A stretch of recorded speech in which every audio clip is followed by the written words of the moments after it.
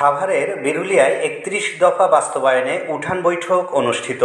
তথ্য ভিডিওচিত্রে ঢাকা থেকে আমাদের ঢাকা জেলা প্রতিনিধি এইচ.এম. আতিক।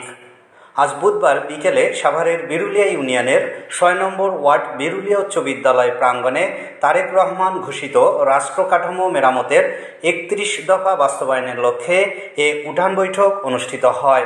উক্ত অনুষ্ঠানটি মোহাম্মদ আব্দুল কাদের সাভার থানা বিএনপি এর সভাপতিত্বে ও মোহাম্মদ বিল্লাল হুসাইনের সঞ্চালনায় প্রধান অতিথি হিসেবে উপস্থিত ছিলেন হাজী মোহাম্মদ আইয়ুব খান, সাধারণ সম্পাদক, ঢাকা জেলা যুবদল।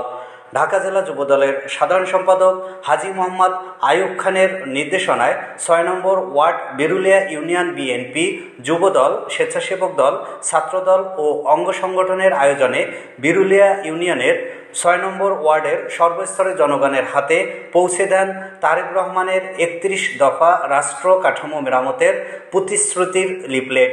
এ সময় আরও উপস্থিত ছিলেন মোহাম্মদ আরিফুর রহমান, সভাপতি, সাবেক ঢাকা জেলা যুবদল, মোহাম্মদ শাহজাহান শাহ, সাধারণ সম্পাদক, পদপ্রত্যাশী, সাভার থানা যুবদল, মোহাম্মদ শাহাবুদ্দিন সাহা, বিরুলিয়া ইউনিয়ন যুবদল সভাপতি প্রত্যাশী সহ আরও অনেক নেতাকর্মী বৃন্দ।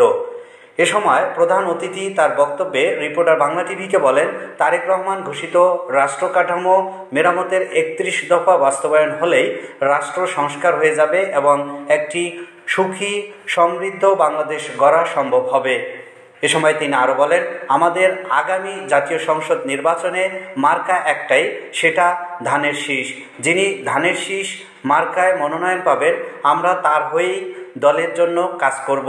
শহীদ জিয়ার আদর্শ বুকে ধারণ করে তারেক রহমানের দিক নির্দেশনায় আমরা সকলেই জাতীয়তাবাদী বিএনপিকে একটি শক্তিশালী দল হিসেবে বিশ্বের কাছে প্রতিষ্ঠিত করব।